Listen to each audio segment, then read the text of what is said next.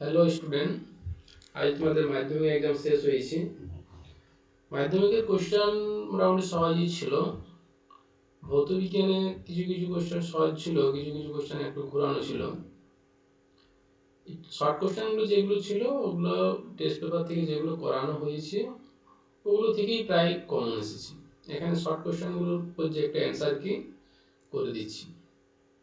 দেখো, ফার্স্ট যে কোশ্চেনটা আছে যে নিচের কোন গ্যাসটির ওজোন স্তর ক্ষয়ে সহায়তা করে না, এটার অ্যান্সার হবে CO2।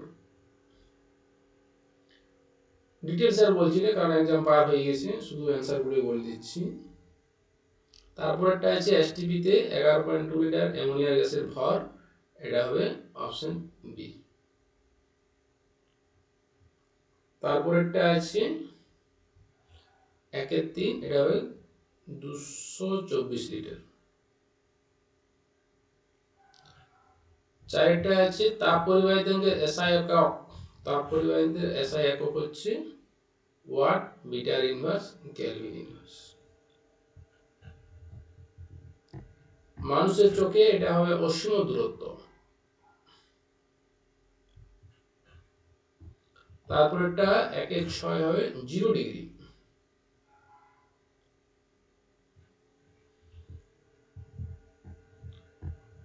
সাতেরটা হবে 10⁻18। তারপরেরটা সিলিকন সেমিকন্ডাক্টর। তারপরেরটা এম 1/10 হচ্ছে 1।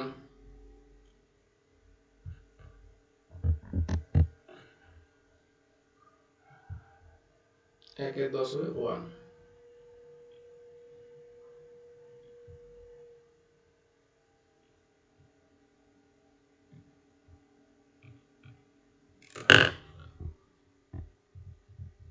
তারপরেরটা আছে 11।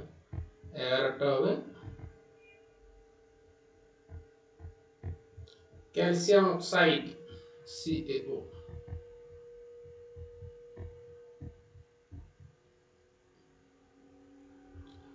ডুরালমিন উপস্থিত থাকে না, এটা হবে জিঙ্ক। জিঙ্ক উপস্থিত থাকে না। তারপরেরটা আছে, এটা হবে গাঢ় নীল। 13টা হচ্ছে গাঢ় নীল। 14টা হচ্ছে নিচের কোনটি তড়িৎ ক্ষমতা সর্বাধিক,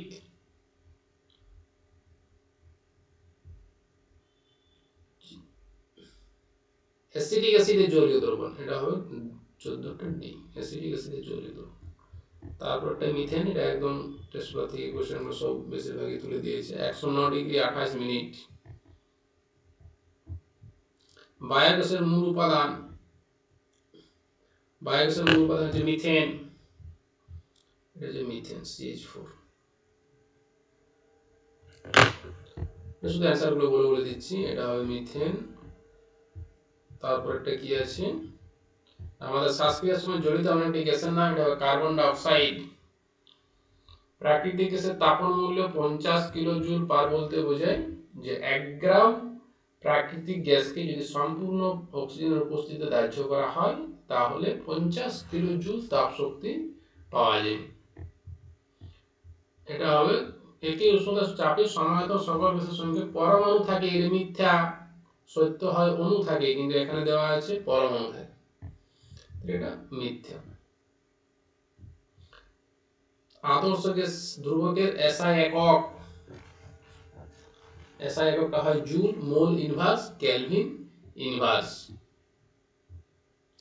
তারপরে এটা মিথ্যা, কারণ তরলের প্রকৃত প্রসারণ গুণাঙ্কটা পাত্রের উপর নির্ভর করে না, পদার্থের প্রকৃতি ও উষ্ণতার পরিবর্তনের উপর নির্ভর করে। তারপরে কোন পরিবাহী রোধ প্রস্তুতির ক্ষেত্রফল অপরিবর্তিত থাকলে তাপীয় রোধ তাপ পরিবর্তন সম্পর্কের ব্যস্তানুপাতিক।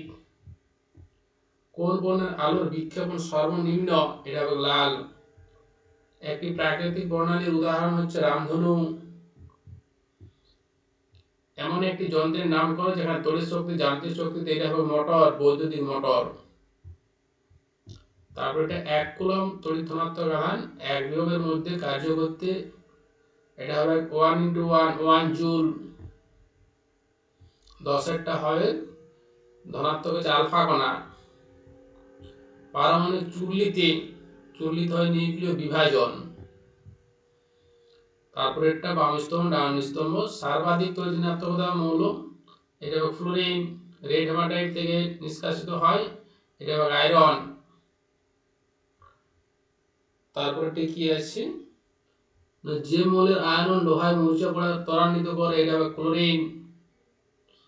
ধাতু সংকর এটা হবে যেটা পড়ে দেখছে কপার। কোনটি সমযোজী যৌগ এইটা হবে কার্বন টেট্রাক্লোরাইড। কার্বন টেট্রাক্লোরাইড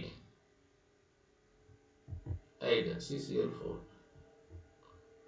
তারপরে আছে গোল্ড প্লেটিং এর জন্য ব্যবহৃত তড়িৎ বিশ্লেষণের নাম কি? পটাশিয়াম অ্যারোসাইনাইড।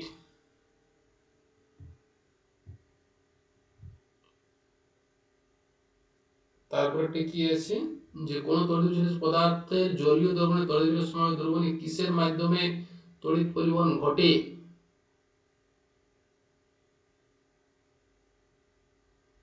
তড়িৎ বিশ্লেষণের পরিবহন এটা কি আছে ব্যবহার করা হয় না কেন? কারণ ডিসি ব্যবহার করা হয়, এসি ব্যবহার করলে তাদের ক্যাথোড আর অ্যানোডের পজিটিভ নেগেটিভটা অনবরত চেঞ্জ হয়।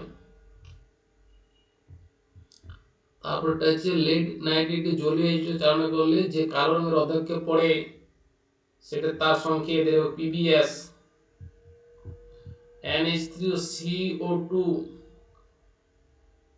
এটা হবে ইউরিয়া।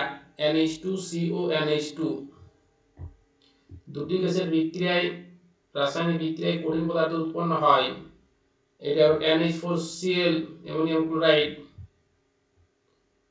এটা আছে CH3CHCH2O এটা প্রোপেন টু অল ইউনিক নাম।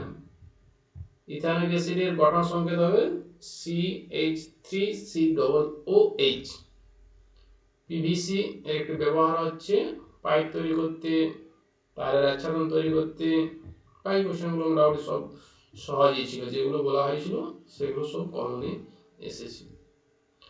মাধ্যমিক পরীক্ষা যা হোক না কেন ওটা নিয়ে আর কোনো টেনশন নেওয়ার দরকার নেই। পরবর্তীতে স্টেপ কীভাবে ভালো হয় সেটা উপর লক্ষ্য রাখতে হবে। ঠিক আছে, অ্যান্সারগুলো একবার মিলিয়ে নাও সবাই।